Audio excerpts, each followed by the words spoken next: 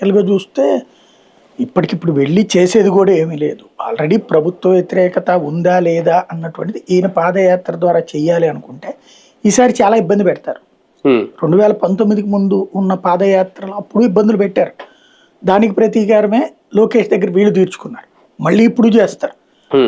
ఇప్పుడు వీళ్ళు అమరావతి రైతుల విషయంలో ఏం చేశారు, ఇన్ని వందల మందే ఉండాలి ఇట్లాగని ముందు పర్మిషన్కి ఎంత ఉంటే అంతే ఉండాలి అని చెప్తారు. ఆ తర్వాత కోర్టుల దగ్గరికి వెళ్ళినప్పుడు కూడా కోర్టు ఏమంది, మీరు రైతులుగా ముందుకు కదలండి, అటు ఇటు ఉండేవాళ్ళు ఉండవచ్చు కానీ వాళ్ళు మీతో పాటు తిరగడానికి వీల్లేదని చెప్పి ఆదేశాలు ఇచ్చింది. అదే వ్యవహారం రేపు చేస్తారు. ఇది ఈ తీర్పు అనేది ఉపయోగపడుతుంది. లోకేష్ పాదయాత్రకి మాత్రం అట్లా కవల, కానీ లోకేష్ పాదయాత్రలో మైకులు మాట్లాడనీయకుండా ఉండటం, కొన్ని చోట్ల దించేయడం, ఇట్లాంటివి జరిగినాయి. అట్లాంటివి చేస్తారు ఇప్పుడు. అది ఎందుకంటే బేసిక్ గా చూసుకుంటే తెలుగుదేశం పాదయాత్రకి వైసీపీ పాదయాత్రకి అండి ఇతనికి జగన్ కి మాస్ ఇమేజ్ ఎక్కువ. ఆ మాస్ ఇమేజ్ ఉన్నటువంటి వాడి దగ్గరికి ఎగబడి వచ్చేటటువంటి సంఖ్య ఎక్కువ ఉంటది.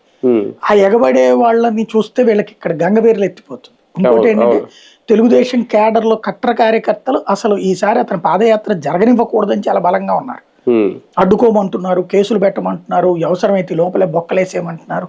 ఇట్లాగే చాలా ప్రెషర్ చేస్తున్నారు లోకేష్ మీద. బాబు అలాంటి చెయ్యకపోతే అలిగేటట్టు కూడా ఉన్నారు. కానీ సార్ పాదయాత్రలు అంటే ఏదో వైఎస్ఆర్ ఫ్యామిలీకి ఒక పేటెంట్